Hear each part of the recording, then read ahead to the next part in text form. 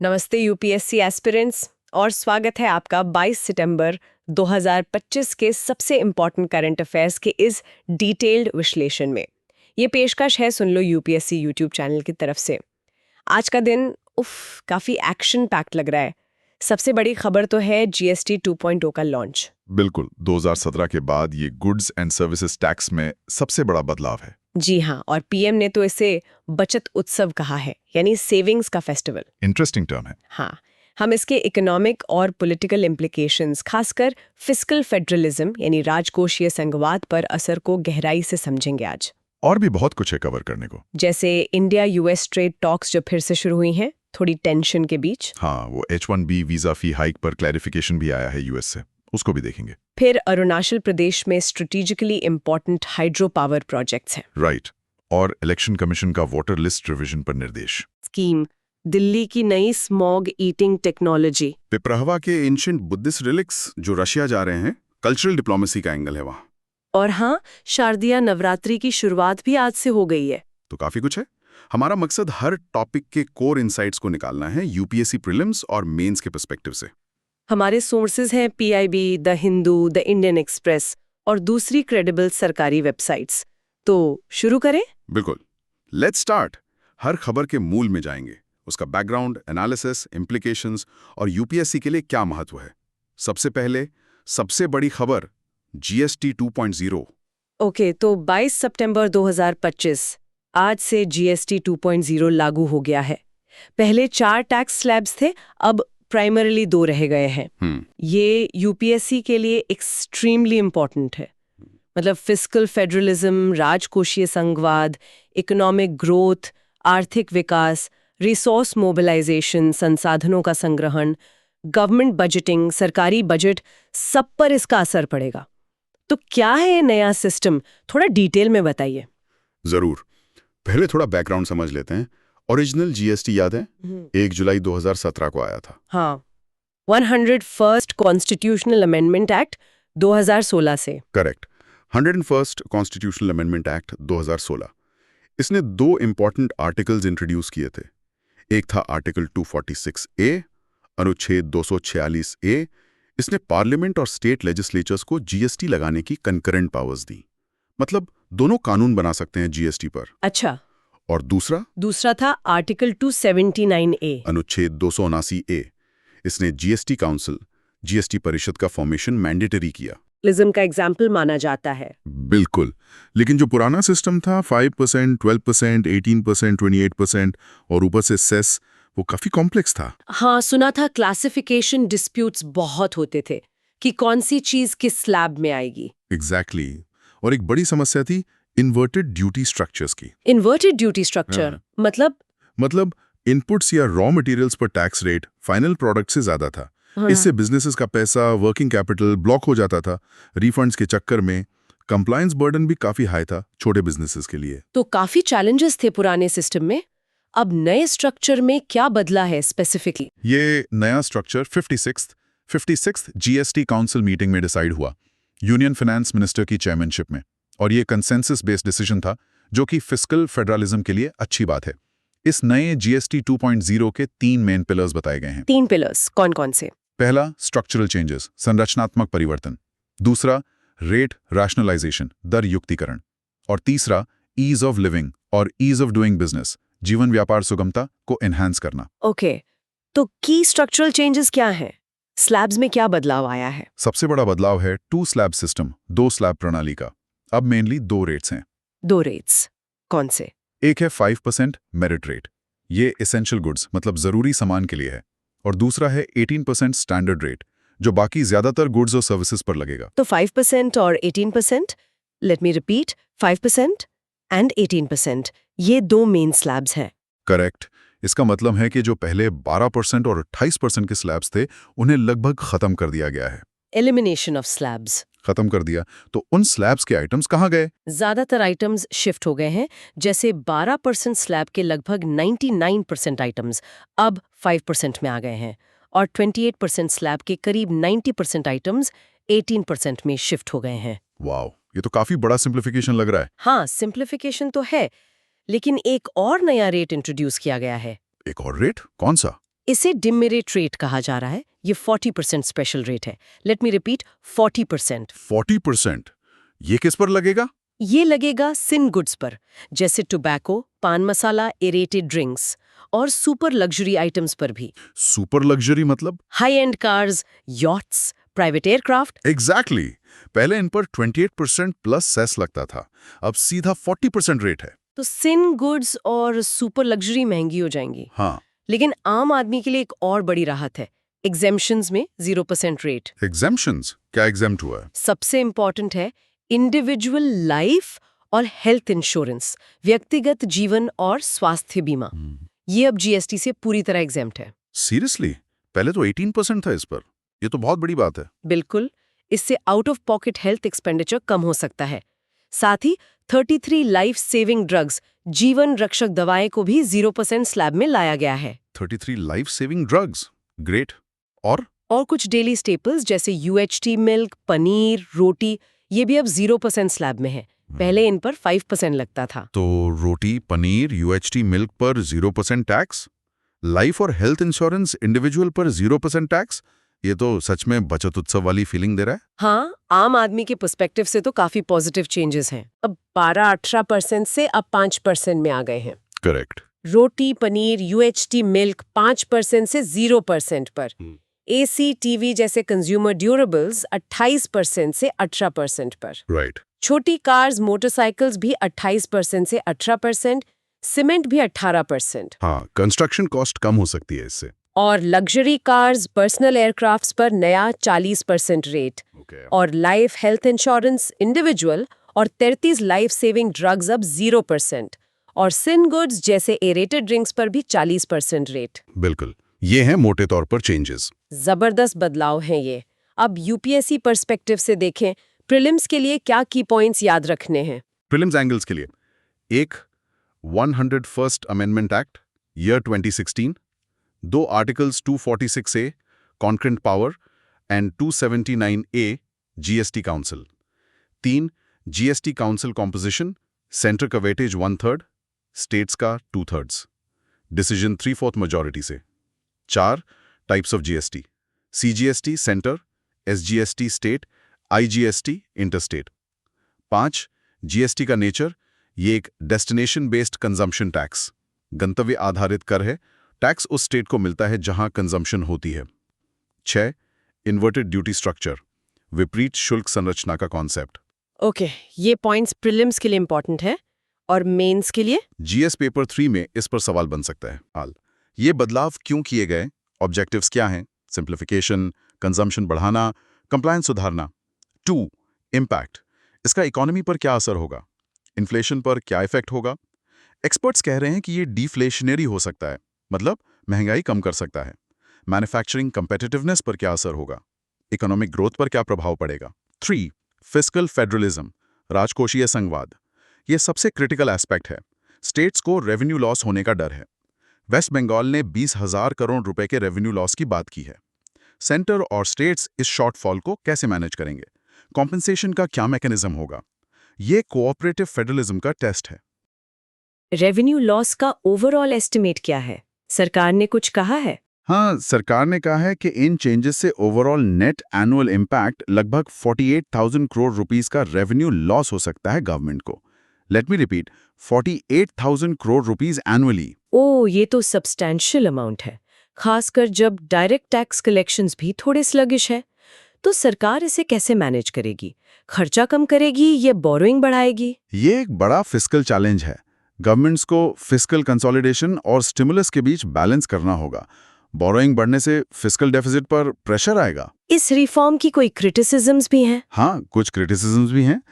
एक तो ये कि 40% रेट इंट्रोड्यूस करने से और कुछ आइटम्स की क्लासिफिकेशन अभी भी क्लियर ना होने से कॉम्प्लेक्सिटी पूरी तरह खत्म नहीं हुई है। दूसरा, GST अपीलेट ट्राइब्यूनल GSTA कई स्टेट्स में अभी तक फंक्शनल नहीं हुआ है, तो डिस्प्यूट रेजोल्यूशन एक चैलेंज बना हुआ है। समझ गई।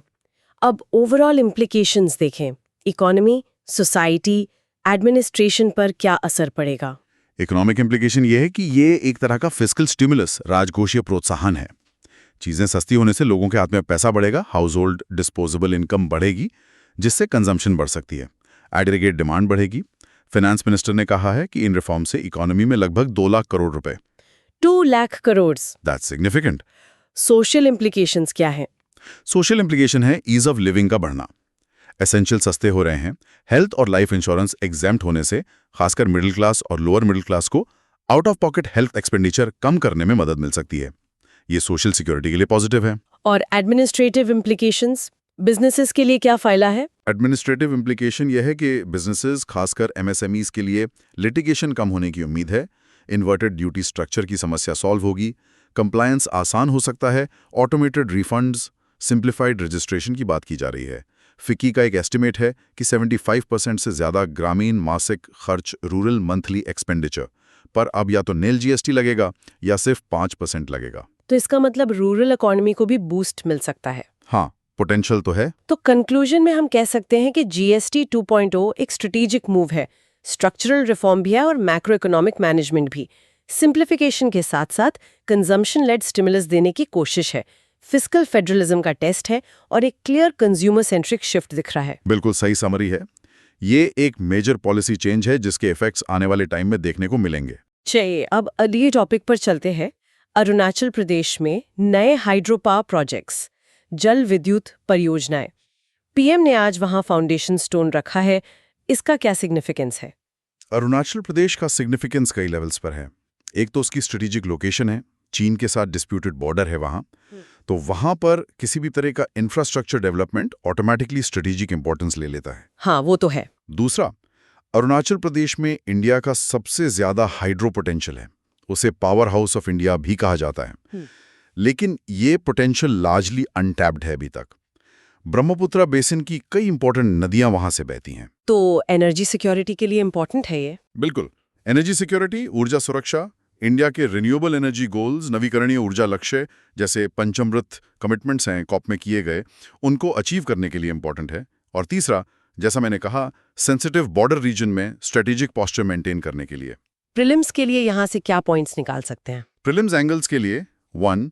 अरुणाचल की मेजर रिवर्स के नाम सियांग, दिबांग, लोहित, सुबनसिरी, ये ब्रह्मपुत्र की ट्रिब्यूटरीज हैं। 2. National hydro electric power corporation NHPC, ये की एजेंसी है हाइड्रो पावर डेवलपमेंट में। 3. इंडिया के पंचमृत क्लाइमेट गोल्स। 4. अरुणाचल का मैप लोकेशन, उसके international borders, China, Myanmar, Bhutan. Okay. और मेंस के लिए जेएस पेपर 3 में इस पर क्या एंगल बनेगा? मेन्स एंगल्स जीएस पेपर 3 के लिए 1. Energy mix diversification, hydro power का रोल इंडिया के एनर्जी मिक्स को डाइवर्सिफाई करने में, फॉसिल फ्यूल्स पर डिपेंडेंसी कम करने में। हाइड्रो पावर स्टेबल और क्लीन पावर सोर्स है जो सोलर और विंड की इंटरमिटेंसी, मतलब जब धूप या हवा ना हो, को बैलेंस कर सकता है। 2. डेवलपमेंट वर्सेस एनवायरनमेंट डिबेट, ये बहुत इंपॉर्टेंट है। हिमालयाज इकोलॉजिकली फ्रेजाइल रीजन है। बड़े हाइड्रो पावर प्रोजेक्ट से डिफॉरेस्टेशन, बायोडाइवर्सिटी लॉस और साइज्मिक एक्टिविटी का रिस्क बढ़ सकता है, तो सस्टेनेबल डेवलपमेंट कैसे इंश्योर किया जाए। 3. स्ट्रेटेजिक डायमेंशन, बॉर्डर एरियाज में इंफ्रास्ट्रक्चर डेवलपमेंट नेशनल सिक्योरिटी का क्रिटिकल कंपोनेंट है। ये प्रोजेक्ट्स खासकर चाइना के टेरिटोरियल क्लेम्स के बैकड्रॉप में इंडिया का इकोनॉमिक और एडमिनिस्ट्रेटिव कंट्रोल असर्ट करते हैं उस रीजन पर। तो आप कह रहे हैं कि ये सिर्फ एनर्जी प्रोजेक्ट्स नहीं हैं, बल्कि एक स्ट्रेटेजिक स्टेटमेंट भी है चाइना को। एग्जैक्टली। ये सिर्फ एक एनर्जी इनिशिएटिव नहीं है, ये एक जियोपॉलिटिकल स्टेटमेंट है। वहां कैपिटल इन्वेस्ट करके स्टेट के रिसोर्सेज को नेशनल ग्रिड से जोड़कर इंडिया अपने सॉवरेन क्लेम्स को मजबूत कर रहा है। आप इसे एक तरह की हाइड्रो डिप्लोमेसी या स्ट्रेटेजिक असर्शन कह सकते हैं। इसके इमीडिएट और लॉन्ग टर्म बेनिफिट्स क्या होंगे? शॉर्ट टर्म में लोकल एम्प्लॉयमेंट जनरेट होगा। मीडियम टर्म में इंडिया की रिन्यूएबल एनर्जी कैपेसिटी बढ़ेगी, जो हमारे नेशनली डिटरमिन्ड कॉन्ट्रीब्यूशंस NDCs को मीट करने में हेल्प करेगी। लॉन्ग टर्म में एनर्जी सिक्योरिटी एनहांस होगी, नेशनल ग्रिड को क्लीन पावर मिलेगी और सबसे इंपॉर्टेंट, उस क्रिटिकल बॉर्डर स्टेट में इंडिया की प्रेजेंस और इन्फ्लुएंस मजबूत होगी। तो कंक्लूजन ये है कि अरुणाचल के हाइड्रो पावर प्रोजेक्ट्स एक मल्टी प्रोंग्ड स्ट्रैटेजी का हिस्सा हैं, जिसमें इकोनॉमिक, एनवायरमेंटल और स्ट्रेटेजिक एंगल्स हैं, जियोपॉलिटिकल सिग्नलिंग भी है और सस्टेनेबल डेवलपमेंट, सतत विकास का चैलेंज भी। सही कहा। इसमें अपॉर्चुनिटीज भी हैं और चैलेंजेस भी, जिन्हें केयरफुली नेविगेट करना होगा। अब चलते हैं इंटरनेशनल रिलेशंस की तरफ। India US high level trade negotiations फिर से शुरू हो रही हैं। Commerce minister Piyush Goyal US में हैं।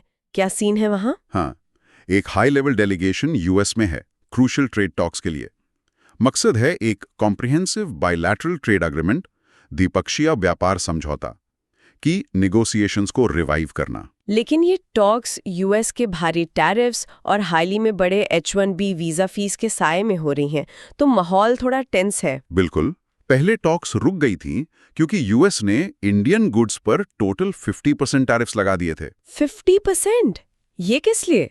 इसमें 25% रेसिप्रोकल टैरिफ था और 25% एडिशनल प्यूनिटिव लेवी लगाया गया था इंडिया के रशियन क्रूड ऑयल परचेज के पेनल्टी के तौर पर। अच्छा, रशिया फैक्टर भी इन्वॉल्व है। हाँ, अब देखिए, यूएस इंडिया का लार्जेस्ट ट्रेडिंग पार्टनर है।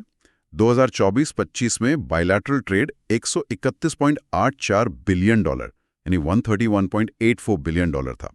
जो प्रपोज बीटीए है उसका एम है इस ट्रेड को $500 बिलियन तक बढ़ाना by 2030। Let me repeat, $500 billion by 2030। तो पोटेंशियल तो बहुत है, लेकिन जियोपॉलिटिकल कॉन्टेक्स्ट कॉम्प्लेक्स लग रहा है। बहुत कॉम्प्लेक्स है।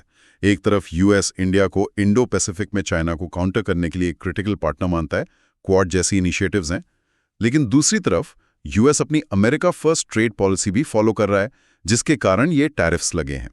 और इंडिया अपनी स्ट्रेटेजिक ऑटोनॉमी यानी रणनीतिक स्वायत्ता मेंटेन करने की कोशिश कर रहा है, खासकर रशिया के साथ अपने रिलेशंस को लेकर। तो इस नेगोशिएशन में की इश्यूज क्या हैं जिन पर बात होगी? दोनों साइड्स क्या चाहती हैं? ओके, यूएस डिमांड्स की बात करें तो वो चाहते हैं कि उनके एग्रीकल्चरल और डेयरी प्रोडक्ट्स के लिए इंडिया में ज्यादा मार्केट एक्सेस मिले। वो स्ट्रॉन्गर इंटेलेक्चुअल प्रॉपर्टी यानी पेटेंट प्रोटेक्शन चाहते हैं और ई कॉमर्स और गवर्नमेंट प्रोक्योरमेंट में भी लिबरल रूल्स चाहते हैं। और इंडिया की तरफ से क्या डिमांड्स या रेड लाइंस हैं? इंडिया के लिए सबसे पहले तो वो 50% टैरिफ्स हटाना एक नॉन नेगोशिएबल स्टार्टिंग पॉइंट है। इंडिया अपने एग्रीकल्चर सेक्टर को प्रोटेक्ट करना चाहता है, खासकर जेनेटिकली मॉडिफाइड जीएम फूड्स के इंपोर्ट से बचाना चाहता है। और रशिया फैक्टर? वो एक मेजर कंटेंशन पॉइंट है। यूएस का ट्रेड टैरिफ्स को इंडिया के सॉवरेन डिसीजन जैसे रशियन ऑयल परचेज से लिंक करना इंडिया को मंजूर नहीं है। इंडिया का कहना है कि energy procurement purely economic considerations पर बेस्ड है। और H-1B इशू भी है? हाँ, H-1B फीस में जो ड्रास्टिक हाइक हुई है उससे भी फ्रिक्शन बढ़ गया है। हालांकि उस पर अभी क्लैरिफिकेशन आया है, जिसकी बात हम अगले टॉपिक में करेंगे। प्रीलिम्स के लिए यहाँ से क्या कॉन्सेप्ट्स इंपॉर्टेंट है? Prelims angles 1. Free trade agreement FTA और बायलैटरल ट्रेड अग्रीमेंट BTA में difference. 2. World trade organisation WTO के basic principles. 3. Tariffs and non tariff barriers, tariff और गैर टैरिफ बाधाएं क्या होते हैं। 4. Generalise system of preferences GSP, US का एक प्रोग्राम जिससे इंडिया को पहले फायदा मिलता था पर बाद में हटा दिया गया। और मेंस के लिए GS पेपर 2 में? Mains angles GS paper 2। 1. Bilateral agreements involving India, उनके इम्प्लीकेशंस। 2.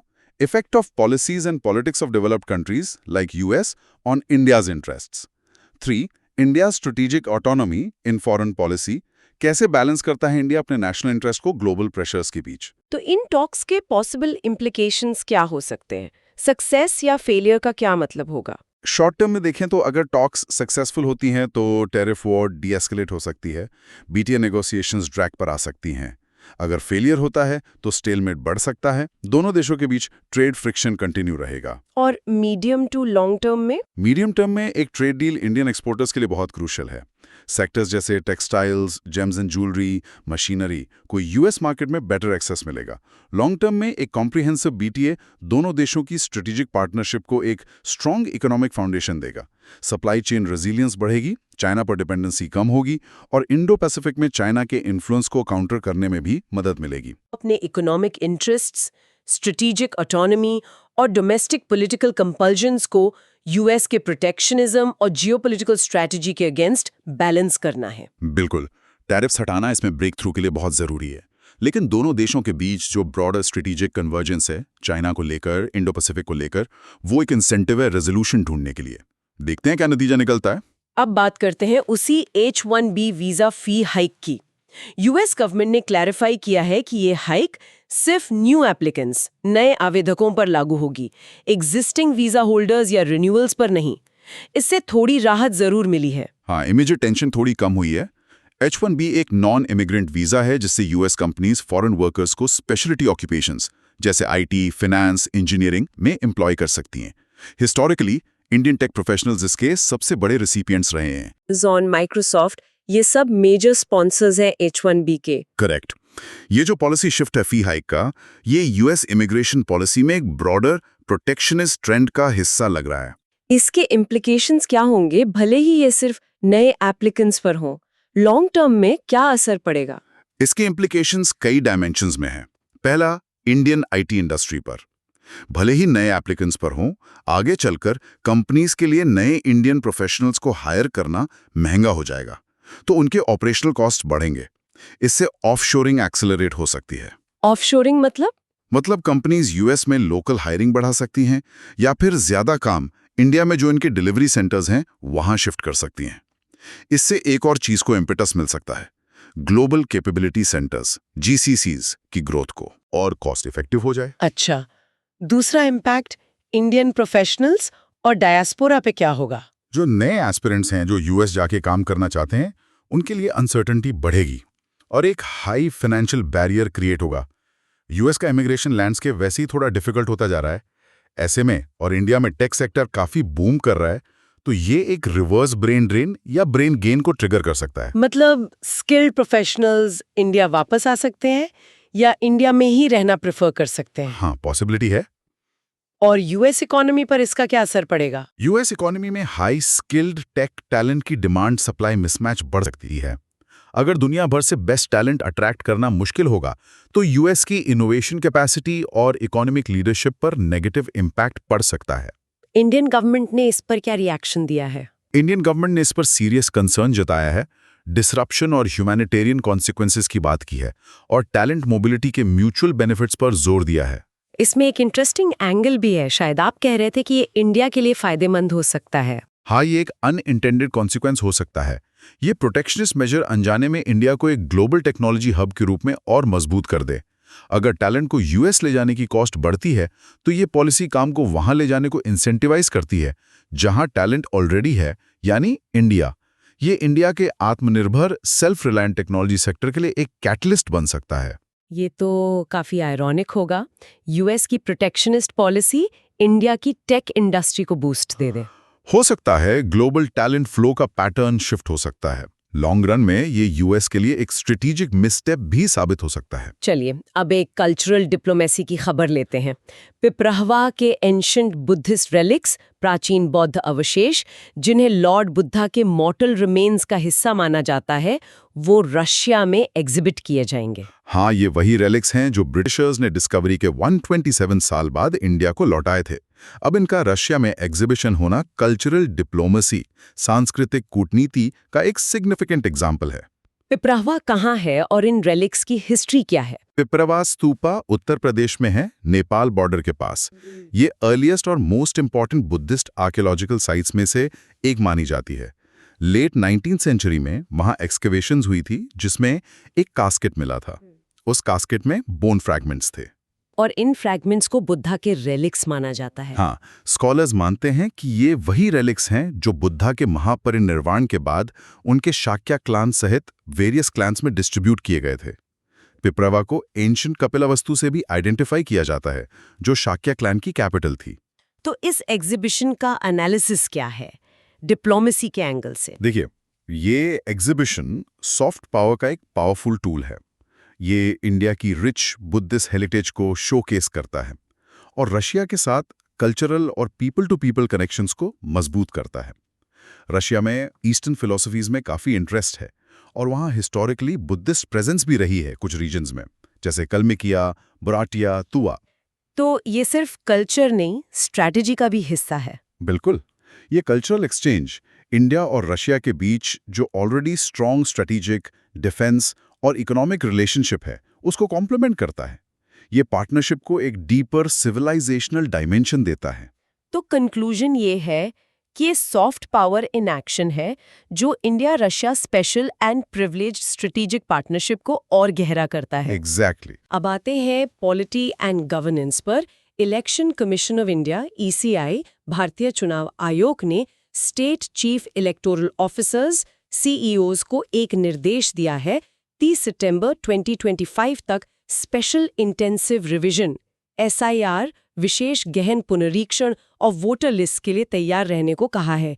इसका क्या मतलब है? इसका मतलब है कि अक्टूबर-नवंबर में एक नेशनल वाइड एक्सरसाइज शुरू हो सकती है इलेक्टोरल रोल्स यानी वोटर लिस्ट को क्लीन अप और अपडेट करने के लिए। ये क्यों किया जा रहा है? इसका कॉन्स्टिट्यूशनल या लीगल बेसिस क्या है? कॉन्स्टिट्यूशनल मैंडेट तो आर्टिकल 324 में है। ये आर्टिकल ECI को इलेक्टोरल रूल्स प्रिपेयर करने और इलेक्शंस कंडक्ट करने की सुप्रीम अथॉरिटी देता है। लीगल फ्रेमवर्क है representation of the people act 1950, जन प्रतिनिधित्व अधिनियम 1950। इसका सेक्शन 21 ECI को पावर देता है कि वो रूल्स को रिवाइज करने का ऑर्डर दे सके। तो ये रिवीजन कितने तरह के होते हैं? SIR क्या अलग है? रिविजन्स कई तरह के होते हैं। एक होता है समरी रिवीजन, संक्षिप्त पुनरीक्षण, जो नॉर्मली हर साल होता है। ड्राफ्ट रूल्स पब्लिश होते हैं, लोग क्लेम्स और ऑब्जेक्शंस फाइल करते हैं। एक होता है इंटेंसिव रिवीजन, जो ज्यादा थरो होता है। इसमें booth level officer BLOs door to door verification करते हैं मैक्सिमम एक्यूरेसी के लिए। SIR स्पेशल इंटेंसिव रिवीजन इसी कैटेगरी में आता है। ये एक ज्यादा गहरी और फोकस्ड रिवीजन एक्सरसाइज है। तो इस डायरेक्टिव का टाइमिंग इम्पोर्टेंट है। ये अभी क्यों किया जा रहा है? हाँ, टाइमिंग सिग्निफिकेंट है। ये रूटीन एक्सरसाइज नहीं लग रही। इससे लगता है कि ये अपकमिंग स्टेट असेंबली इलेक्शंस जैसे कि बिहार में होने वाले हैं, उनके लिए एक प्रिपरेटरी स्टेप है। एक्यूरेट और एरर फ्री वोटर लिस्ट किसी भी फ्री एंड फेयर इलेक्शन के लिए फंडामेंटल है, उसकी नींव है। तो SIR से क्या अचीव करने की कोशिश है? इससे 3 चीजें अचीव होती हैं। एक, इंक्लूजन, सभी एलिजिबल सिटीजन्स जो अभी तक रजिस्टर्ड नहीं है उनको जोड़ना, खासकर 18 साल के नए युवा वोटर्स को। 2, एक्सक्लूजन, जो लोग अब एलिजिबल नहीं है, जैसे जिनकी डेथ हो गई है या जो परमानेंटली शिफ्ट हो गए, उनके नाम हटाना, डुप्लीकेट एंट्रीज हटाना। 3, करेक्शन, वोटर डिटेल्स में अगर कोई गलती है, नाम, एड्रेस एक्सेट्रा, उसको ठीक करना। 3, करेक्शन। ये ECI का एक प्रोएक्टिव मेजर है इलेक्टोरल प्रोसेस की क्रेडिबिलिटी बढ़ाने के लिए। प्रीलिम्स के लिए यहाँ से क्या पॉइंट्स नोट करें? Prelims angles. 1, ECI से रिलेटेड आर्टिकल्स 324 से 329। 2, RP एक्ट 1950 के की प्रोविजंस, खासकर सेक्शन 21। 3, इलेक्टोरल मशीनरी के roles, CEO, state level, ARO, electoral registration officer, constituency level, BLO, booth level officer, grass roots level. 3, electoral machinery के roles. 4, summary revision और intensive revision SIR included के बीच का difference. और mains GS paper 2 के लिए mains angles GS paper 2। 1, ECI का role free and fair elections ensure करने में। 2, इलेक्टोरल रोल मैनेजमेंट में क्या चैलेंजेस हैं, जैसे माइग्रेंट वर्कर्स का inclusion, duplicate entries, exclusion errors. 3, एक एक्यूरेट इलेक्टोरल रोल का इंपॉर्टेंस एक हेल्दी डेमोक्रेसी के लिए क्या है। इसके इम्प्लीकेशंस क्या होंगे? शॉर्ट टर्म में ये एक मैसिव एडमिनिस्ट्रेटिव एक्सरसाइज होगी ग्रास रूट्स लेवल पर। BLOs को काफी काम करना पड़ेगा। मीडियम टर्म में इससे upcoming assembly elections including Bihar के लिए एक अपडेटेड और क्लीनर रोल तैयार हो जाएगा। लॉन्ग टर्म में ये इंडिया की डेमोक्रेसी की हेल्थ को मेंटेन करता है और सिटीजन्स के राइट टू वोट को प्रोटेक्ट करता है। तो कंक्लूजन ये है कि ये ECI द्वारा प्रोएक्टिव गवर्नेंस का एग्जाम्पल है। एक्यूरेट इलेक्टोरल रोल डेमोक्रेसी की बुनियाद है और इसकी टाइमिंग इसे इलेक्टोरल साइकिल से जोड़ती है। बिल्कुल सही। अब चलते हैं बिहार। वहां असेंबली इलेक्शंस नजदीक है और स्टेट गवर्नमेंट ने एक अनाउंसमेंट की है। स्टेट के 10,000 से ज्यादा विकास मित्रा को टैबलेट्स खरीदने के लिए 25,000 रुपए यानी 25,000 रुपीस का वन टाइम अलाउंस दिया जाएगा। इसका एम बताया गया है कि मार्जिनलाइज्ड कम्युनिटीज तक गवर्नमेंट स्कीम्स पहुंचाने में उनकी इफेक्टिवनेस बढ़ाना। हाँ, पहले समझते हैं ये विकास मित्रा स्कीम क्या है। ये कम्युनिटी लेवल फैसिलिटेटर्स हैं। यूजुअली उन्हें उसी कम्युनिटी से चुना जाता है जिसको वो सर्व करते हैं। उनका काम क्या होता है? उनका प्राइमरी रोल है गवर्नमेंट एडमिनिस्ट्रेशन और सबसे ज्यादा vulnerable sections, specifically scheduled caste SC and scheduled tribe ST communities, अनुसूचित जाति और अनुसूचित जनजाति समुदाय के बीच एक ब्रिज का काम करना। वो बिहार महादलित डेवलपमेंट मिशन के अंडर काम करते हैं। वेलफेयर स्कीम्स के बारे में अवेयरनेस बढ़ाते हैं और बेनिफिशरीज को उन स्कीम्स को एक्सेस करने में हेल्प करते हैं, जैसे फॉर्म भरना, डॉक्यूमेंट जमा करना एक्सेट्रा। तो ये ग्रास रूट लेवल वर्कर्स हैं जो गवर्नमेंट स्कीम्स को लास्ट माइल तक पहुंचाने में मदद करते हैं। अब इस टैबलेट अलाउंस का एनालाइज करें। ये गवर्नेंस है या पॉलिटिक्स? ये दोनों का इंटरसेक्शन है। इसमें गवर्नमेंट का एंगल भी है और पॉलिटिकल एंगल भी। अच्छा, पहले गवर्नेंस एंगल बताइए। गवर्नेंस एंगल ये है कि विकास मित्रास को टैबलेट्स देना जेन्युइनली वेलफेयर डिलीवरी की एफिशिएंसी इंप्रूव कर सकता है। डिजिटल डेटा कलेक्शन पॉसिबल होगा, रियल टाइम मॉनिटरिंग हो सकती है, पेपर वर्क कम होगा। लास्ट माइल डिलीवरी में जो चैलेंजेस आते हैं उन्हें टैकल करने में मदद मिल सकती है। सर्विस डिलीवरी स्ट्रेंथन होगी, बेटर बेनिफिशियरी डेटाबेसेस बन सकते हैं, बेनिफिट्स को ट्रैक करना आसान होगा, लीकेजेस कम हो सकते हैं। ठीक है, ये तो पॉजिटिव एस्पेक्ट है। अब पॉलिटिकल एंगल क्या है? पॉलिटिकल एंगल काफी क्लियर है। पहला है टाइमिंग। ये अनाउंसमेंट इलेक्शन से ठीक पहले हुई है। ऑपोजिशन इसे प्री पोल डोले, चुनाव से पहले की रेवड़ी कह रही है। दूसरा है टारगेटेड बेनिफिशरीज। विकास मित्रा SC/ST कम्युनिटीज से आते हैं, जो बिहार में एक सिग्निफिकेंट वोट बैंक हैं। ये ग्रासरूट वर्कर्स अपनी कम्युनिटी में इन्फ्लुएंशियल होते हैं। तीसरा है डायरेक्ट बेनिफिट। 10,000 से ज़्यादा इंडिविजुअल्स और उनकी फैमिलीज को डायरेक्ट फाइनेंशियल बेनिफिट मिल रहा है 25,000 रुपए का। इससे इनकम्बेंट गवर्नमेंट के लिए गुडविल जनरेट हो सकती है। तो स्ट्रेटेजिकली गवर्नमेंट एक governance upgrade, digitisation for efficiency को एक वेलफेयर मेजर, फाइनेंशियल अलाउंस के रूप में पैकेज कर रही है, एक पॉलिटिकली सिग्निफिकेंट कम्युनिटी के लिए। डुअल पर्पस सर्व हो रहा है। एग्जैक्टली। ये गवर्नेंस और पॉलिटिक्स का क्लासिक इंटरप्ले है। मेंस के लिए इस टॉपिक से क्या पॉइंट्स निकलते हैं? GS paper 2। Mains angles GS paper 2। 1. Mechanisms, laws, institutions and bodies constituted for the protection and betterment of these vulnerable sections. Vikas Mitra scheme इसका एक एग्जाम्पल है। 2. Role of community-based organizations, facilitators in development processes and social justice. 3. Political economy of welfare schemes. कैसे politics welfare delivery को influence करती है।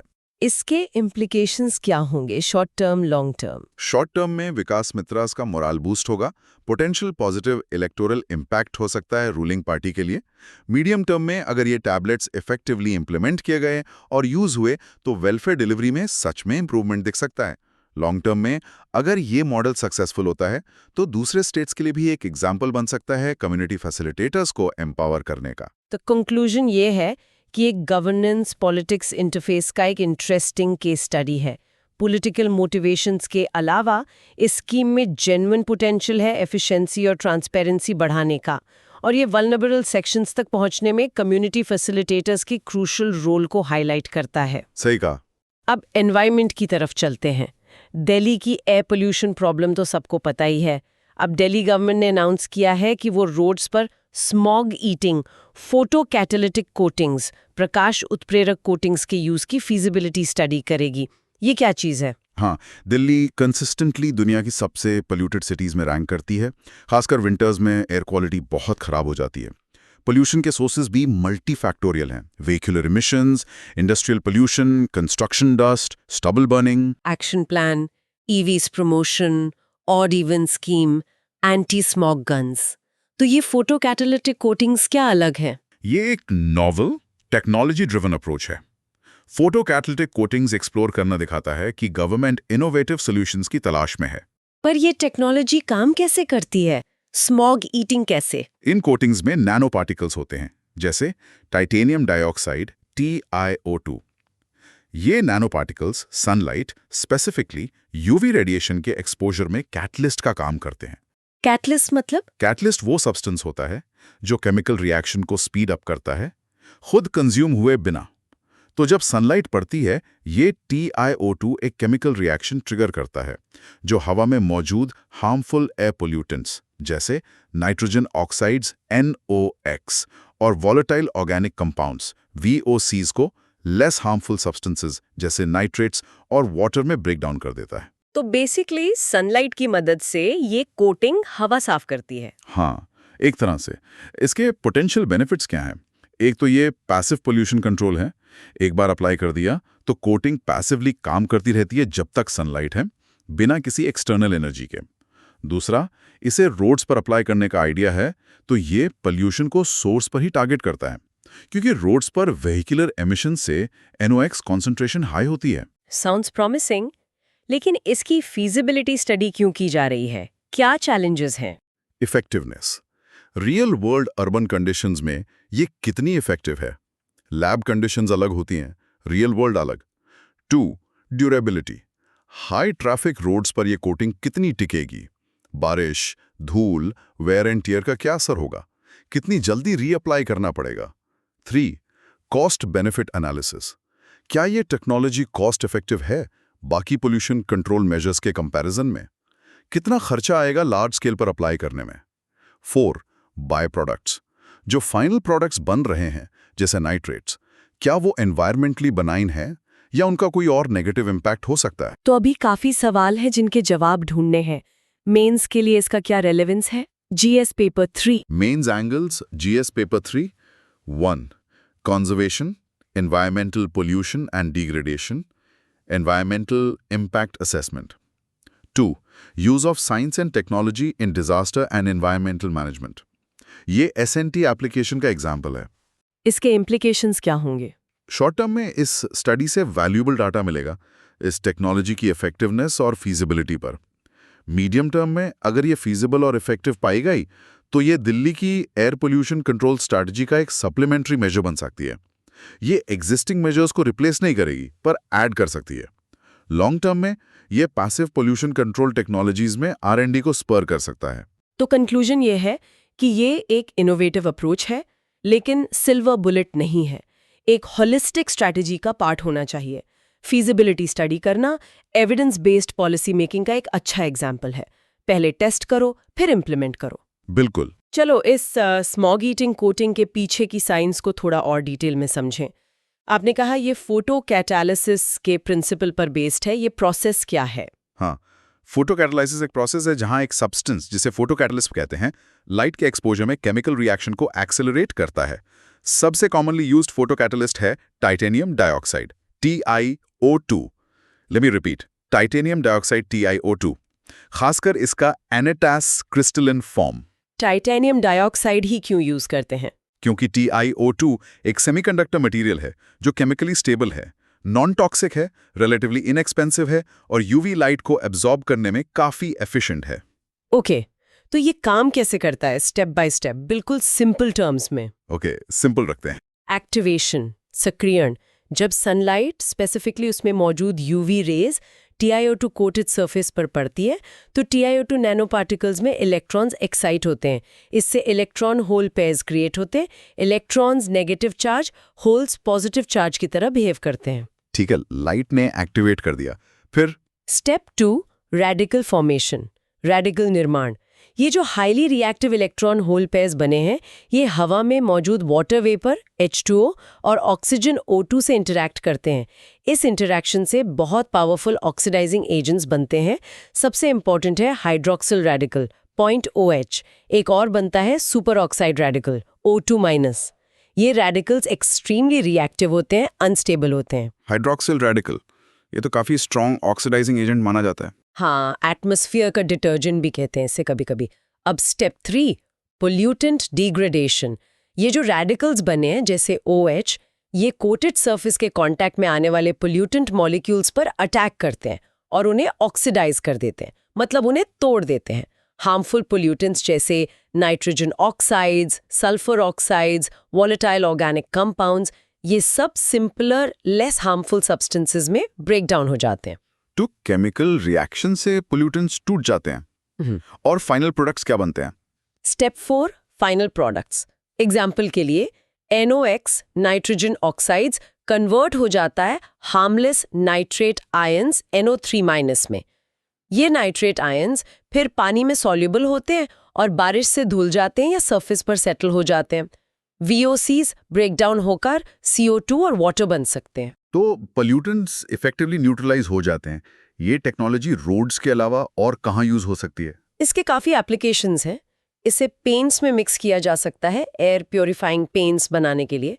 Building materials जैसे tiles, concrete में use हो सकता है सेल्फ क्लीनिंग और एयर प्योरीफाइंग सर्फेसेस बनाने के लिए। विंडो ग्लास पर कोटिंग की जा सकती है। हॉस्पिटल्स में यूज हो सकता है सर्फेसेस को डिसइंफेक्ट करने के लिए भी। काफी वर्सेटाइल लग रही है टेक्नोलॉजी। प्रीलिम्स के लिए यहाँ से क्या फैक्ट्स इंपॉर्टेंट है? Prelims angles. First, what is photo catalysis? light assisted catalysis. Second, common photocatalyst used, titanium dioxide, TiO2. Third, कौन से pollutants break down करता है mainly, NOx, VOCs, SOx. 4, energy source क्या है इस process के लिए, sunlight, UV radiation. Fifth, key reactive species क्या बनती हैं, hydroxyl radical, OH. और मेंस जीएस पेपर 3 के लिए? Means angles GS paper 3. 1. Awareness in the fields of IT, space, computers, robotics, nanotechnology, biotechnology. हाँ. तो ये nanotechnology का application है. 2. Science and technology developments and their applications and effects in everyday life. ये everyday life air pollution में application है. तो conclusion ये है कि ये नैनो टेक्नोलॉजी का एक प्रैक्टिकल एप्लीकेशन है एनवायरमेंटल रिमीडिएशन के लिए, अर्बन एरियाज के लिए सिग्निफिकेंट पोटेंशियल हो सकता है, लेकिन लार्ज स्केल पब्लिक इंफ्रास्ट्रक्चर जैसे रोड्स के लिए इसकी एप्लीकेशन को ऑप्टिमाइज करने के लिए और रियल वर्ल्ड स्टडीज की जरूरत है, जैसा दिल्ली अब कर रहा है। सही बात है, पोटेंशियल है पर वैलिडेशन जरूरी है। चलिए अब सिक्योरिटी के एंगल से बात करते हैं। हमने अरुणाचल प्रदेश के हाइड्रो पावर प्रोजेक्ट्स की बात की थी इकोनॉमिक और एनवायरमेंटल पर्सपेक्टिव से। अब इसका स्ट्रेटेजिक और सिक्योरिटी इंपॉर्टेंस क्या है? आपने मेंशन किया था कि ये नेशनल सिक्योरिटी से डीपली लिंक्ड है। बिल्कुल। देखिए, रीसेंट ईयर्स में इंडिया ने बॉर्डर एरियाज में इंफ्रास्ट्रक्चर डेवलपमेंट को सिग्निफिकेंटली रैंप अप किया है। रोड्स, ब्रिजेस, टनल्स, जैसे अरुणाचल में ही सेला टनल बना है, एयरफील्ड्स, ये सब बन रहे हैं, खासकर line of actual control LAC along China. ये क्यों किया जा रहा है? इसका एक बड़ा रीजन है चाइना का रिस्पॉन्स। चाइना भी बॉर्डर के अपनी तरफ एक्टिवली इंफ्रास्ट्रक्चर बिल्ड कर रहा है।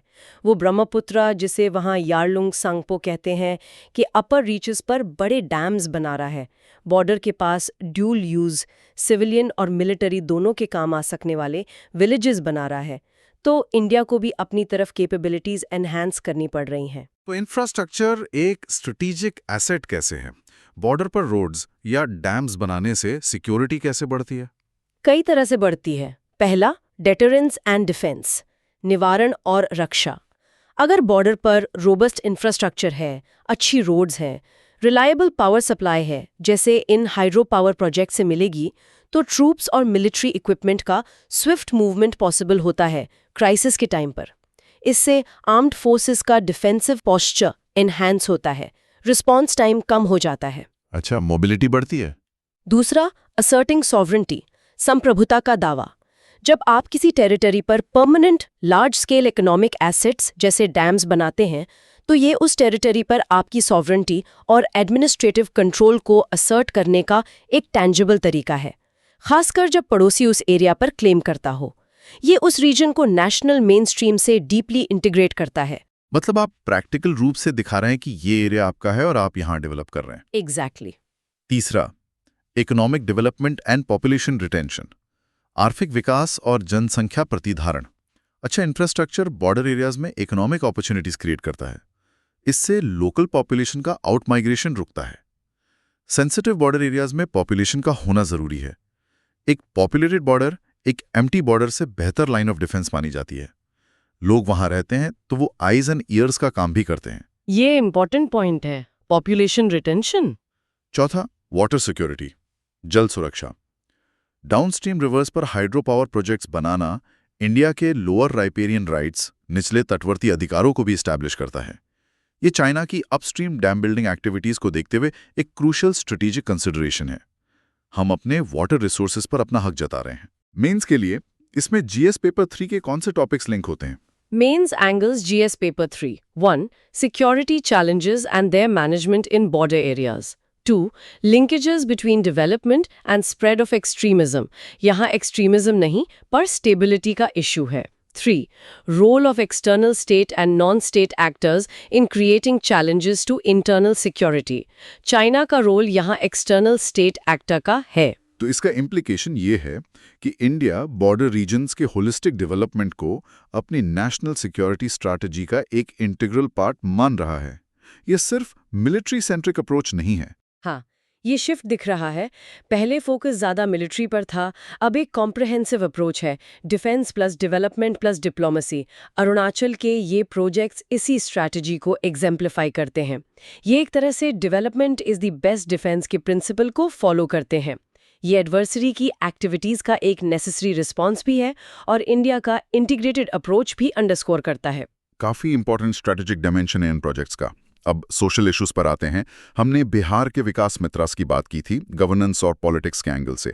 अब इसे लास्ट माइल वेलफेयर डिलीवरी के सोशल इशू के पर्सपेक्टिव से देखते हैं। लास्ट माइल डिलीवरी, अंतिम मील वितरण का चैलेंज कितना बड़ा है इंडिया में? ये इंडिया के वेलफेयर आर्किटेक्चर में सबसे बड़े चैलेंजेस में से एक है, the last mile problem.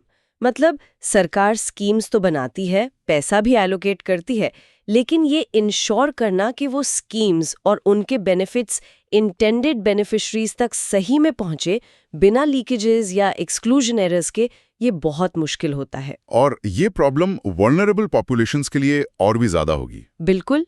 SC/ST communities जैसे मार्जिनलाइज्ड ग्रुप्स को अक्सर मल्टीपल बैरियर्स फेस करने पड़ते हैं।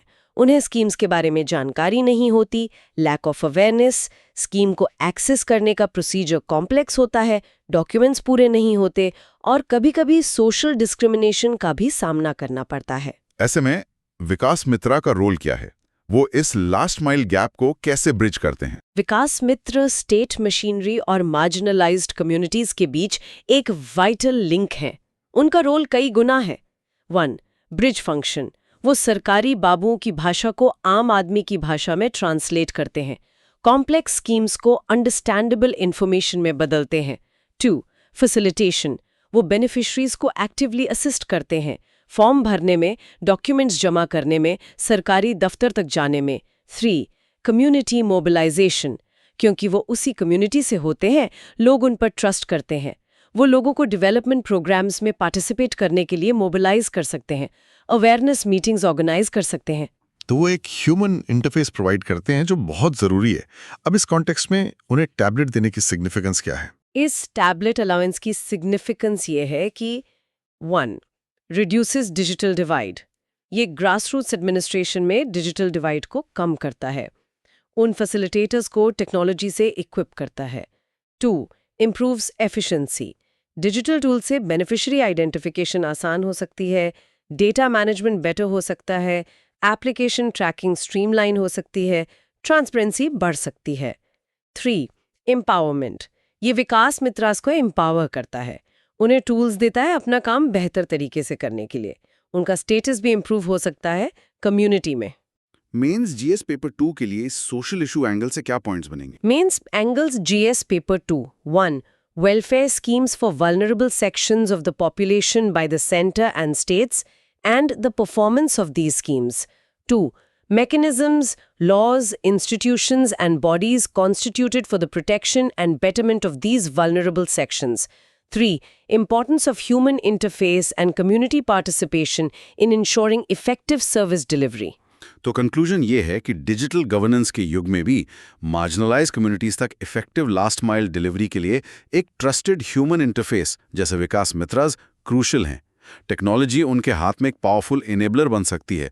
ऐसे इनिशिएटिव सोशल जस्टिस, सामाजिक न्याय और इंक्लूसिव डेवलपमेंट, समावेशी विकास के लिए क्रिटिकल हैं। सही कहा। टेक्नोलॉजी को ह्यूमन टच के साथ कंबाइन करना ही इफेक्टिव सोल्यूशन है। एक और सोशल इशू जो हमने टच किया था वो था GST 2.0 का इम्पैक्ट। इसका आम आदमी के हाउस होल्ड बजट और अफोर्डेबिलिटी पर क्या असर पड़ेगा? क्या ये सच में बचत उत्सव है? हाँ, इसका डायरेक्ट और सिग्निफिकेंट इम्पैक्ट आम आदमी के हाउस होल्ड बजट पर पड़ने वाला है कई तरह से। पहला, इंक्रीज डिस्पोजेबल इनकम, बढ़ी हुई प्रयोज्य आय। डेली कंजम्पशन की बहुत सारी आइटम्स पर टैक्स रेट कम हुआ है, जैसे food items, FMCG products, soaps, toothpaste, नमकीन एटसेट्रा 12-18% से 5% पर आ गए हैं। इससे डायरेक्ट सेविंग्स होंगी।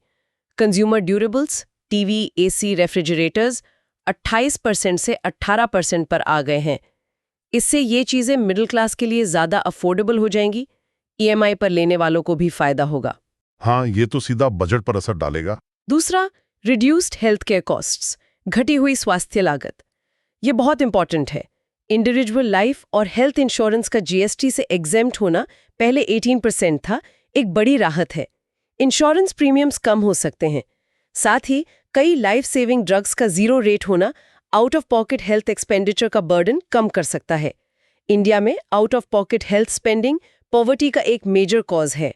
ये सोशल सिक्योरिटी के लिए बहुत पॉजिटिव है। तीसरा, इम्पैक्ट ऑन इन्फ्लेशन, मुद्रास्फीति पर प्रभाव। क्योंकि काफी सारी चीजों पर टैक्स रेट्स कम हुए हैं, इससे एक डिफ्लेशनरी इफेक्ट एक्सपेक्ट किया जा रहा है। मतलब ओवरऑल महंगाई रिटेल इन्फ्लेशन को कंट्रोल करने में मदद मिल सकती है। अच्छा, महंगाई कम हो सकती है। चौथा, सोशल इक्विटी, सामाजिक समानता। इस रिफॉर्म का स्ट्रक्चर काफी प्रोग्रेसिव लग रहा है। एसेंशियल्स पर डीप कट्स किए गए हैं, हेल्थ सर्विसेज पर एग्जेम्पशंस हैं, जबकि लग्जरी और सिन गुड्स पर टैक्स बढ़ाया गया है 40% रेट। फिक्की का जो एस्टिमेट था कि 75% से ज़्यादा रूरल मंथली एक्सपेंडिचर पर अब नील या 5% जीएसटी लगेगा, वो दिखाता है कि लोअर इनकम हाउसहोल्ड्स को इससे डायरेक्ट बेनिफिट होगा। तो ये सोशल इक्विटी के प्रिंसिपल को भी एड्रेस करता है। मेंस जीएस पेपर 3 में इसका लिंक कहाँ बनेगा? Mains angles, GS paper 3। 1.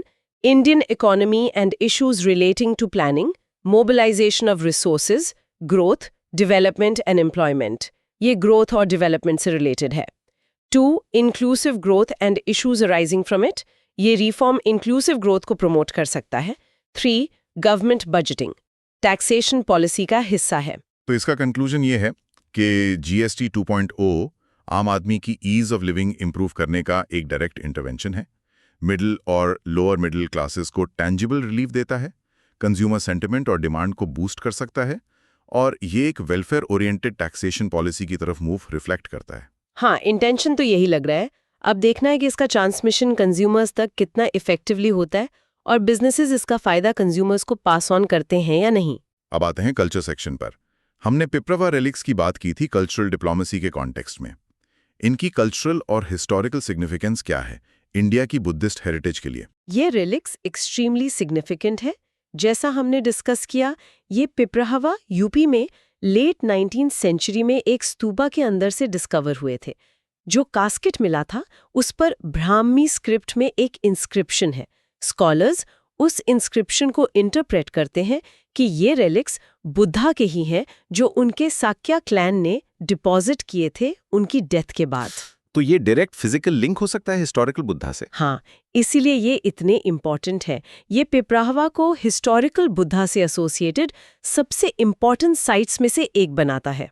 Buddhist tradition के अनुसार बुद्धा के महापरिनिर्वाणा के बाद उनके क्रीमेटेड रिमेन्स, ऐश और बोन फ्रैगमेंट्स को 8 किंगडम्स में डिवाइड किया गया था। साक्याज ऑफ कपिलावस्तु भी एक रेसिपिएंट थे। कई आर्कियोलॉजिस्ट पिपरावा साइट को ही एंशिएंट कपिलावस्तु से आइडेंटिफाई करते हैं। यूपीएससी आर्ट एंड कल्चर के लिए इसकी इंपॉर्टेंस क्या है? कई पॉइंट्स हैं। 1. Buddhist architecture. Piprahwa stupa early stupa architecture का एक इम्पॉर्टेंट एग्जाम्पल है। स्तूपास कैसे बनाए जाते थे, उनका पर्पस क्या था? रेलिक्स को हाउस करना। 2. इंस्क्रिप्शंस। रेलिक कास्केट पर जो ब्राह्मी स्क्रिप्ट में इंस्क्रिप्शन है वो उस पीरियड की लैंग्वेज, स्क्रिप्ट और हिस्ट्री के लिए एक की आर्कियोलॉजिकल एविडेंस है। पैलेग्राफी के लिए इम्पॉर्टेंट है। 3. Spread of Buddhism. रेलिक्स की वेनरेशन, पूजा, सम्मान बुद्धिस्ट प्रैक्टिस का एक सेंट्रल पार्ट था। इन रेलिक्स को अलग अलग जगह ले जाकर स्टूपाज में रखा गया, जिससे बुद्धिज्म के एशिया में स्प्रेड होने में सिग्निफिकेंट रोल प्ले किया।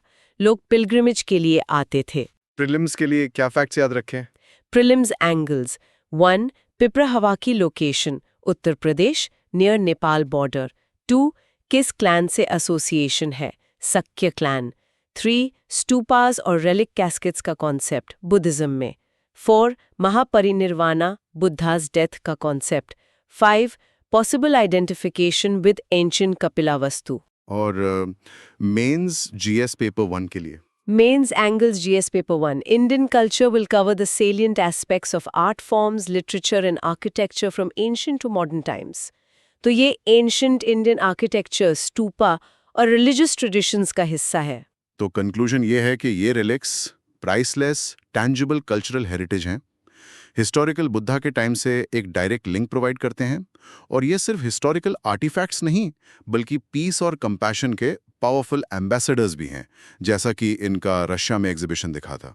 बिल्कुल। और आज से एक इम्पॉर्टेंट फेस्टिवल भी शुरू हो गया है, शारदीय नवरात्रि। 9 दिन का ये हिंदू फेस्टिवल इंडिया में बहुत धूमधाम से मनाया जाता है। हाँ, आज 22 सितंबर 2025 अश्विना लूना मंथ का पहला दिन है। ये फेस्टिवल गॉडेस दुर्गा के 9 रूपों की पूजा को समर्पित है। ये इंडिया के सबसे सिग्निफिकेंट फेस्टिवल्स में से एक है। इसका कंक्लूजन 10वें दिन विजयदशमी या दुसेरा पर होता है। इस फेस्टिवल का मेन थीम क्या है? मेन थीम है गॉडेस दुर्गा की महिषासुरा पर जीत का सेलिब्रेशन, यानी गुड ओवर ईविल, बुराई पर अच्छाई की जीत। पहले दिन का सबसे इम्पॉर्टेंट रिचुअल है घट स्थापना या कलश स्थापना। एक कलश में पवित्र जल भरकर उसमें आम के पत्ते और नारियल रखकर स्थापित किया जाता है, जो देवी का आवाहन माना जाता है। और हर दिन माँ दुर्गा के एक अलग अवतार की पूजा होती है, नवदुर्गा। हाँ, नवदुर्गा। जैसे पहले दिन माँ शैलापुत्री की पूजा होती है, फिर ब्रह्मचारिणी, चंद्रघंटा, कुष्मांडा, स्कंद माता, कात्यायनी, कालरात्रि, महागौरी और 9वें दिन सिद्धिदात्री। हर रूप का अपना सिग्निफिकेंस है। इस फेस्टिवल की सबसे खास बात शायद इसकी कल्चरल डाइवर्सिटी है। बिल्कुल। कोर थीम तो डिवाइन फेमिनिन की वर्शिप है, लेकिन इसके रीजनल वेरिएशंस जबरदस्त हैं। जैसे गुजरात में वाइब्रेंट गरबा और डांडिया रास होता है। वेस्ट बंगाल में ग्रैंड दुर्गा पूजा होती है, जिसमें खूबसूरत पंडाल्स लगते हैं और माँ दुर्गा की बड़ी प्रतिमाएं स्थापित की जाती हैं। नॉर्थ इंडिया में रामलीला का मंचन होता है, जो रामायण की कहानी को दर्शाता है, और दशहरा पर रावण दहन होता है। साउथ इंडिया में गोलू या बुम्माई गोलू होता है, जिसमें डॉल्स को स्टेप्स पर डिस्प्ले किया जाता है, जो अलग अलग देवी देवताओं और सोशल थीम्स को रिप्रेजेंट करते हैं। इतनी diversity, UPSC art and culture के लिए इसकी इंपॉर्टेंस क्या है? सिलेबस में तो मेजर फेस्टिवल्स और रीजनल वेरिएशंस कवर होते हैं। हाँ, बिल्कुल इम्पॉर्टेंट है। नवरात्रि से जुड़े हुए traditions, rituals, music, dance forms जैसे गरबा, जिसे यूनेस्को की इंटेंजिबल कल्चरल हेरिटेज लिस्ट में भी शामिल किया गया है, ये सब इंडिया की लिविंग कल्चर के इम्पॉर्टेंट एस्पेक्ट्स हैं।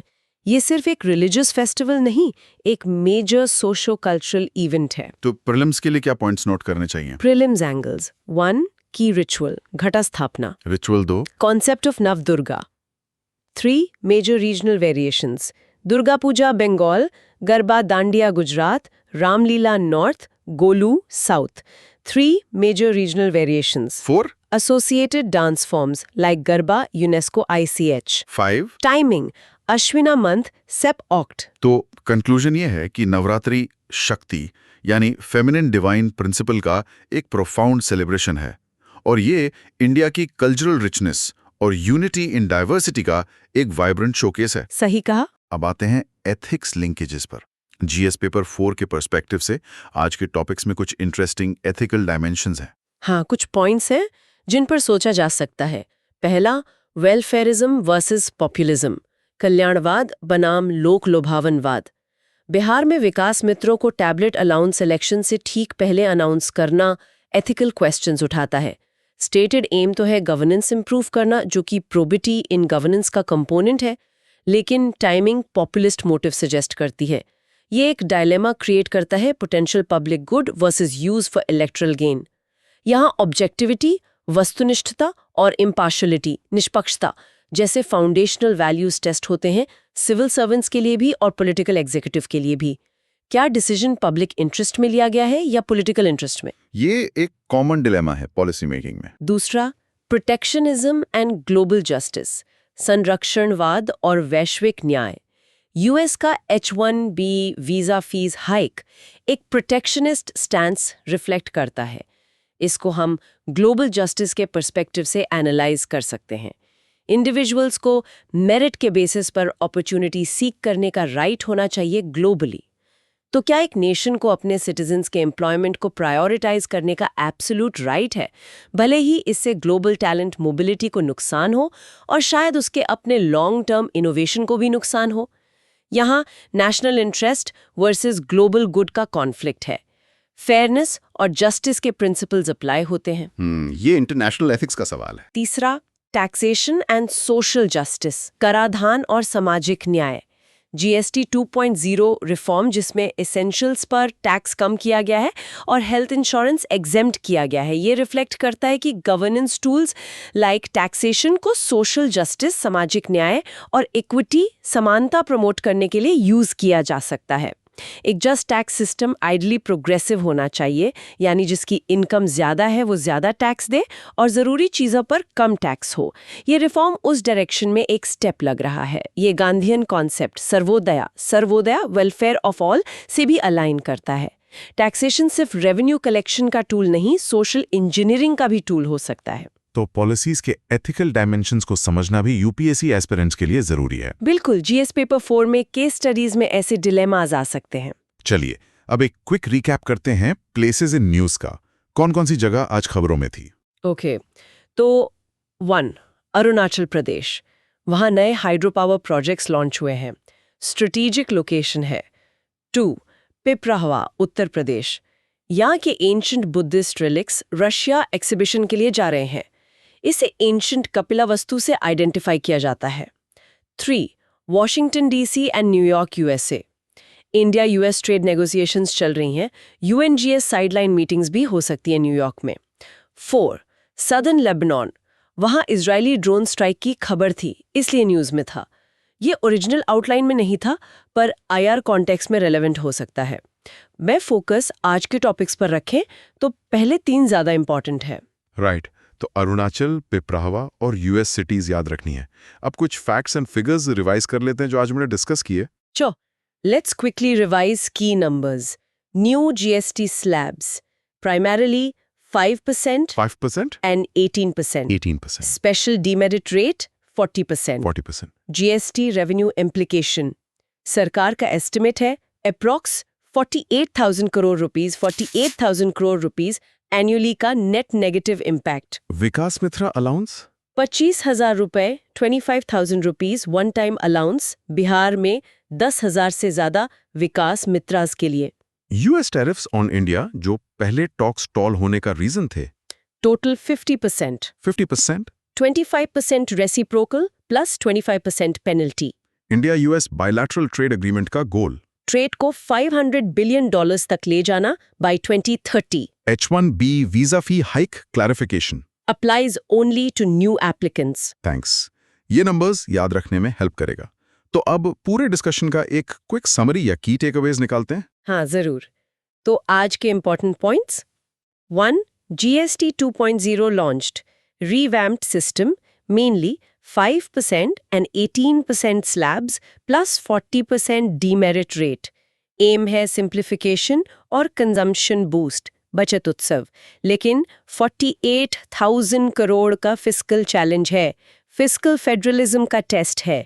हेल्थ लाइफ इंश्योरेंस एग्जेम्पशन एक बड़ा सोशल बेनिफिट है। Right. 2, India US relations. Trade talks resume हुई हैं, लेकिन 50% यूएस टैरिफ्स और H1B फ्रिक्शन चैलेंजेस हैं। बीटीए का गोल $500 बिलियन बाय 2030 है। H1B फी हाइक सिर्फ नए एप्लीकेंट्स पर है, पर ये इनएडवर्टेंटली इंडिया के टेक सेक्टर GCCs को बूस्ट दे सकता है।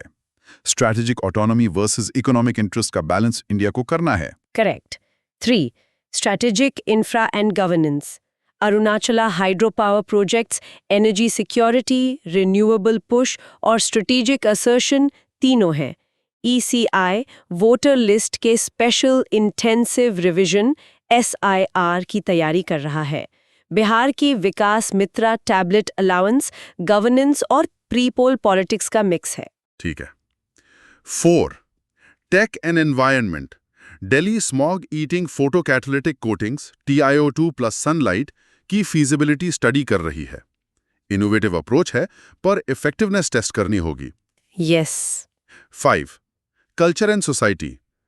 प्रप्रावा बुद्धिस्ट रिलिक्स का रशिया में एग्जीबिशन हेरिटेज प्रमोशन और कल्चरल डिप्लोमेसी है। शारदीय नवरात्रि शुरू हो गई है। GST 2.0 आम आदमी के हाउस होल्ड बजट्स पर इम्पैक्ट डालेगा। Ease of living. Vikas Mitras last mile delivery खासकर SC/ST तक के लिए क्रूशल है। और एथिक्स। 6, एथिक्स। हमने welfarism versus populism, protectionism versus global justice, H1B और taxation for social justice GST 2.0 के एथिकल डायमेंशंस को एक्सप्लोर किया। Great summary. इससे सारे इंपॉर्टेंट पॉइंट्स रिवाइज हो गए। अब कुछ क्विक प्रीलिम्स फैक्ट्स दोबारा से रिवाइज कर लेते हैं। बिल्कुल रैपिड फायर स्टाइल में। Okay, let's go. New GST 2.0 regime effective September 22, 2025. Main slabs 5% and 18%. New demerit rate 40%. New GST 2.0 regime effective September 22, 2025. Main slabs. Individual life and health insurance premiums now exempt from GST. New GST 2.0 regime effective September 22, 2025. Main slabs. GST introduced हुआ था 101st constitutional amendment act 2016 से। New GST 2.0 regime effective सितंबर 22, 2025। Main slabs. Vikas Mitras Bihar में grass roots facilitators है for welfare schemes to SC/ST communities. New GST 2.0 regime effective सितंबर 22, 25। Main slabs. Ancient Buddhist relics from Piprahua, UP, believed to belong to the Sakya clan of Lord Buddha. New GST 2.0 regime effective September 2025. Main slabs. Photocatalytic coatings, studied in Delhi, primarily use titanium dioxide, TiO2, as a catalyst, activated by sunlight, UV. New GST 2.0 regime effective September 2025. Main slabs. First day of Shardiya Navratri, marked by Ghata Sthapna ritual. 24. ECI को power देता है for superintendence, direction and control of elections. Perfect. ये facts बिल्कुल याद रखने हैं। अब aspirants के लिए कुछ मेंस प्रैक्टिस क्वेश्चंस भी होने चाहिए। आपके लिए कुछ सवाल। 1. The recent GST 2.0 reforms are being hailed as a festival of savings. Critically analyze the new two-slab GST regime in terms of its potential to boost consumption, its impact on fiscal federalism, and the administrative challenges that remain. GS Paper 3. 2. Discuss how infrastructure development projects in sensitive border states like Arunachal Pradesh serve as a critical instrument of both economic policy and national security strategy. GS Paper 3. 3. The recent US policy changes regarding H-1B visas, while intended to be protectionist, may inadvertently catalyze the growth of India's domestic technology ecosystem. Elaborate on this statement, discussing the potential long-term impacts on the Indian IT industry and global talent mobility. GS Paper 2. In questions को answer करने की कोशिश जरूर करें। और अब time है एक क्विक डेली क्विज का। रेडी है? Always ready. Question 1. With reference to the newly implemented GST 2.0 regime, which statement is correct? A. Introduces a single GST rate of 18%. B. Replaces four-tier structure with primary two-slab structure, 5% and 18%. C. Completely abolished taxation on luxurious in goods. D. GST Council recommendations are now binding without state consent. Correct answer है B. 4-tier structure को primary 2 slab 5% और 18% से replace किया गया है। Luxurious goods पर तो 40% rate है, अबॉलिश नहीं हुआ। और जीएसटी काउंसिल रिकमेंडेशंस बाइंडिंग नहीं होती, वैसे भी कंसेंसस से काम होता है। Correct. Question 2. Vikas Mitra scheme is primarily associated with A. Promoting digital literacy in UP youth. B. Facilitating last-mile welfare delivery to SC/ST in Bihar. C. Microcredit to women SHGs in Rajasthan. D. Training farmers in organic farming. ये है B. विकास मित्रास बिहार में SC/ST communities तक welfare schemes पहुंचाने में help करते हैं। सही जवाब। Question 3. Piprava relics are significantly associated with A. Harappan civilization. B. Mauryan Emperor Ashoka. C. Gautama Buddha and the Sakya clan. D. Gupta period temple architecture. Answer is C. ये relics Gautama Buddha और उनके साख्या clan से associated माने जाते हैं। बिल्कुल ठीक। Question 4. Smoke-eating photocatalytic coatings work primarily by A. Absorbing PM 2.5 and PM10. B. Releasing ozone to neutralize pollutants. C. Using sunlight to catalyze reaction breaking down pollutants like NOx. D. Creating electrostatic field to repel dust. The answer is C. Photocatalysis में sunlight UV catalyst TiO2 को activate करती है, जो Knox जैसे pollutants को break down करता है। Excellent. Last question.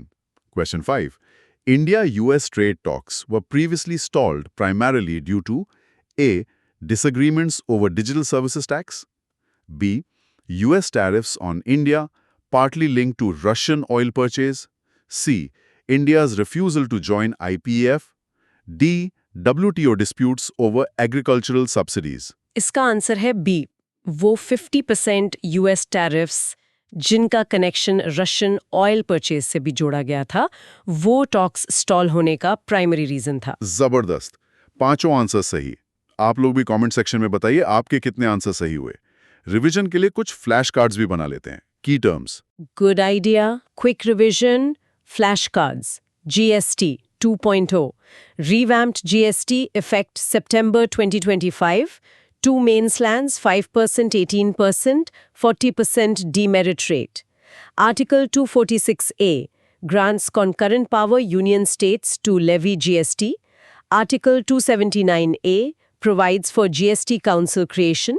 Vikas Mitra, Bihar Community Facilitator for SC/ST welfare schemes. Photocatalysis, process where catalyst like TiO2 uses light energy, UV, to break pollutants, NOx, VOCs. Piprahava relics, ancient bone fragments, believed Buddhas, found in UP Piprahava, associated with Sakya clan. Inverted duty structure, tax anomaly, duty on inputs, duty on final product. Ghata Sthapana, ritual marking Navratri commencement. Special intensive revision, SIR. Comprehensive door-to-door electoral roll update by ECI. Bilateral trade agreement, BTA. Trade pact between two countries reducing barriers. Great, ये flash cards quick revision के लिए बहुत helpful होंगे। तो ये था 22 सितंबर 2025 का हमारा डिटेल्ड एनालिसिस। हमने देखा कैसे अलग-अलग लगने वाली खबरें economy, polity, IR, security, environment, culture, ethics सब एक दूसरे से कितनी डीपली इंटरकनेक्टेड हैं। हाँ, और UPSC प्रिपरेशन में यही कनेक्शंस ढूंढना और समझना की है। सिलेबस वास्ट जरूर है, लेकिन हर टॉपिक जो आप मास्टर करते हैं वो आपकी सक्सेस की फाउंडेशन का एक इम्पॉर्टेंट ब्रिक है। कंसिस्टेंट रहना और फोकस्ड रहना बहुत जरूरी है। बिल्कुल, ये डिटेल्ड एनालिसिस सिर्फ यूपीएससी प्रीलिम्स और मेंस के लिए ही नहीं, बल्कि लाइफ में एक इन्फॉर्म्ड पर्सपेक्टिव डेवलप करने के लिए भी क्रूशियल है। तो इस डिस्कशन को दोबारा सुनिए, अपने नोट्स बनाइए और सोचते रहिए। जैसे ये जो GST रिफॉर्म है, इसका स्टेटेड एम तो बचत उत्सव है, कंजम्पशन बढ़ाना है, लेकिन जो 48,000 करोड़ का एस्टिमेटेड रेवेन्यू लॉस है, क्या ये लॉन्ग टर्म में फिस्कल प्रूडेंस के साथ बैलेंस हो पाएगा? ये एक क्रिटिकल क्वेश्चन है जिस पर आगे नजर रखनी होगी। पॉलिसीज के इंटेंडेड और अनइंटेंडेड कॉन्सिक्वेंसेस दोनों को समझना जरूरी है। सही कहा, एक अच्छा थॉट है डिस्कस करने के लिए। और अगर ये डिस्कशन आपको हेल्पफुल लगा तो प्लीज इस वीडियो को लाइक करें, अपने फेलो एस्पिरेंट्स के साथ शेयर करें और नीचे कमेंट करके बताएं कि आपको सबसे इंपॉर्टेंट इनसाइट क्या लगी आज के डिस्कशन में। और हाँ, सुन लो यूपीएससी यूट्यूब चैनल को सब्सक्राइब करना बिल्कुल ना भूलें। आप हमें सपोर्ट करने के लिए सिर्फ ₹299 मेंबरशिप भी ज्वाइन कर सकते हैं और हमारे सारे वीडियोस एक्सेस कर सकते हैं। इससे हमें क्वालिटी कंटेंट कंसिस्टेंटली लाने में मदद मिलती है। और अगर आपको आज का सेशन बहुत अच्छा लगा और आप हमें एक्स्ट्रा सपोर्ट करना चाहते हैं तो आप सुपर थैंक्स देकर भी सपोर्ट कर सकते हैं। इससे हमें चैनल को लॉन्ग टर्म में सस्टेनेबल बनाने में बहुत हेल्प मिलेगी। Keep learning, keep growing. मिलते हैं अगले एनालिसिस में। जय हिंद। जय हिंद।